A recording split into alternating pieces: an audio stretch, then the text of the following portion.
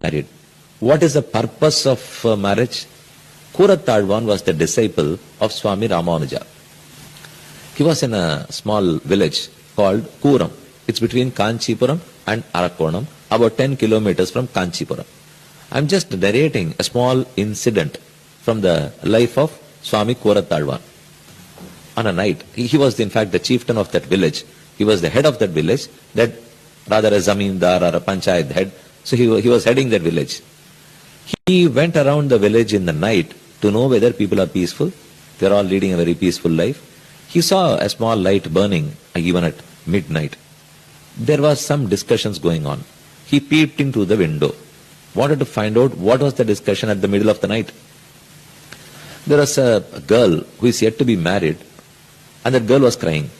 The parents were talking about a mass suicide. Can we all kill ourselves?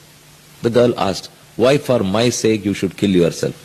The father said, whoever is married to you, your jataka, your horoscope says that that person would die.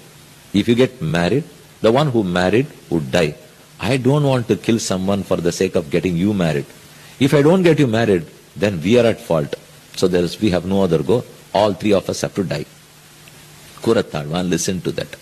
Then the next day morning, he called for them. All the three came. Kurathazhvan said, can I marry this girl? They were shocked. If you marry this girl, you will die. Kurathazhvan said, I won't. I am going to live a very long, long life. How? He explained to them. The purposes of wedding, of marriage, there are two. One, Laukika, other, Vaidika. Your astrology, your horoscope can only talk about the Laukika part of it. It has no influence on the Vaidika part of it. Your stars or your planets can influence your material life. They can't touch your spiritual life. Spiritual life is under the mercy of God. Material life can be a little influenced by your planets and your stars. So he said, we will not have any physical contact. We will not have any conjugal relationships.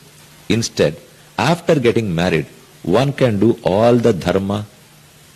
Artha can be spent in the right way. We can jointly search for moksha. We can jointly enjoy Brahman. All these are possible. So we will get married. We will lead a very pious life. That life should make us happy, and we won't get into a conjugal relationship. If that is not there, I am sure I will survive for 100 years. They were not quite convinced. But Kurathazhvan convinced them and got married, and as he said, he lived for more than 95 years. How was that possible? And let me add one more point to it.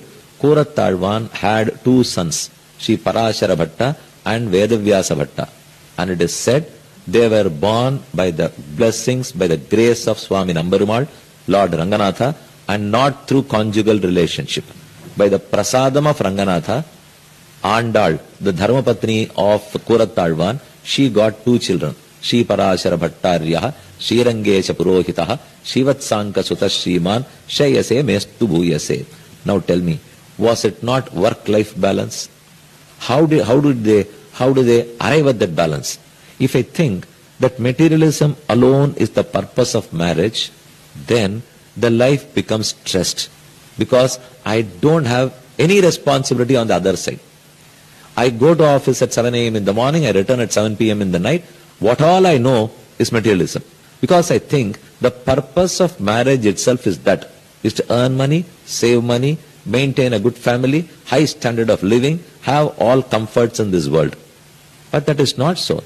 Dhanam, dharmam, anushtanam, aradhanam are all equally important in this married life. So if you know that, then you have to devote time for that. If you devote time, then that much time has to be carved out of your material life. If you carve out that time, then there is an automatic work-life balance.